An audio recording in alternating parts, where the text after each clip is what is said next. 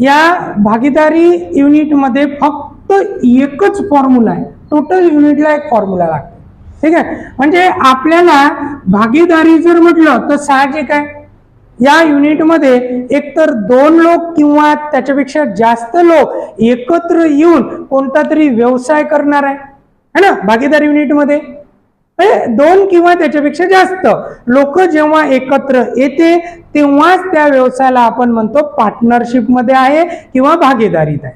एकट्याचा स्वतंत्र असेल तर मग तो भागीदारीत व्यवसाय राहत नाही, म्हटलं त्याचा एकट्याचा असते, बरोबर ना. एवढं तर आपल्याला नॉलेज आहे है ना. ठीक. मग भागीदारी नावाच्या युनिटमध्ये नक्कीच तुम्हाला 2 किंवा त्याच्यापेक्षा जास्त लोक एकत्र आले असेल असेच गणित असेल है ना. बरं, मग आता याच्यासाठी एकमेव एक फॉर्म्युला लक्षात ठेवायचं है ना. किंवा कोणताही व्यवसाय जर आपल्याला सुरू करायचा असेल, कोणताही व्यवसाय सुरू करा है ना, तर काय असेल, एकतर व्यवसायासाठी आपल्याला भांडवल लागेल. मग भांडवल हे पैशाच्या स्वरूपात असेल, सुरुवातीला पैसाच लागेल ना, तेव्हाच आपण कोणतीही लागणारी त्या व्यवसायाला लागणारी आपण वस्तू किंवा काही इन्फ्रास्ट्रक्चर उभं करू शकतो, बरोबर ना. ठीक. म्हणजे काय लागेल, पैसा. म्हणजे इथं पैसा त्या प्रमाणात गुंतवा लागेल भागीदारीत है ना. ठीक. सोबत सोबत व्यवसायात पैसा गुंतवला तर लिमिट पण असेल ना.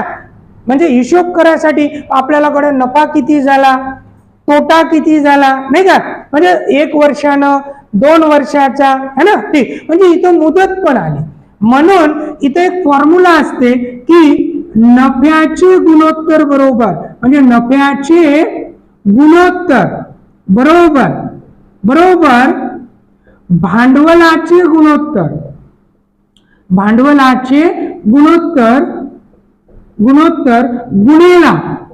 गुणेला मुदतीचे गुणोत्तर, मुदतीचे गुणोत्तर. ठीक आहे. मग हा एक सिंपल फॉर्म्युला आपल्याला लक्षात ठेवायचा की नफ्याचं गुणोत्तर हे भांडवलाचं गुणोत्तर गुणेला मुदतीचं गुणोत्तर असते. ठीक आहे ना. हा फक्त फॉर्म्युला पाठ करून टाकायचा.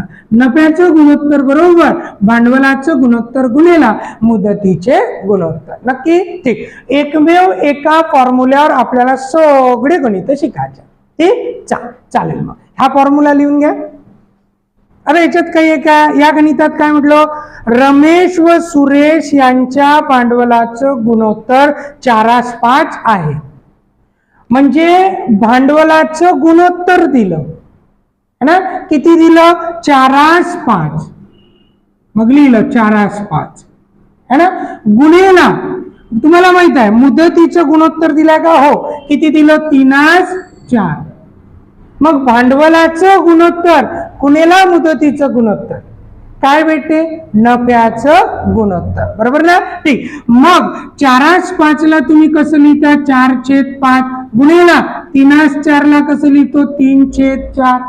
मग हा 4 आणि हा 4 काय झाला, कॅन्सल.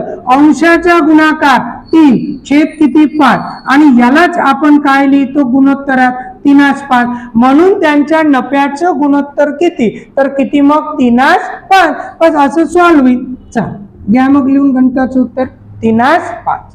काय म्हटलं, राम आणि श्याम यांनी आपलं भांडवल 2-3 वर्षाच्या मुदतीत गुंतवलं. मग भांडवलाचं गुणोत्तर 2-3 वर्षाच्या मुदतीत गुंतवलं, म्हणजे मुदतीचं गुणोत्तर झालं 2:3 आणि नफ्याचं गुणोत्तर दिलाय 3:2 आणि काय विचारलं, भांडवलाचं गुणोत्तर किती. मग साहजिकच 3/2 बरोबर x/y गुणेला 2/3. हे इकडे जाते, भागाकारातलं गुणाकार, गुणाकारातलं भागाकार. 3/2 हे होते भागाकारातलं गुणाकारात, गुणाकारातलं भागाकारात आणि हे 3/2 बरोबर किती, x/y. 3 × 9/4 म्हणजेच x/y किती होईल, 9/4. म्हणून त्यांच्या भांडवलाचं गुणोत्तर 9:4. ठीक आहे.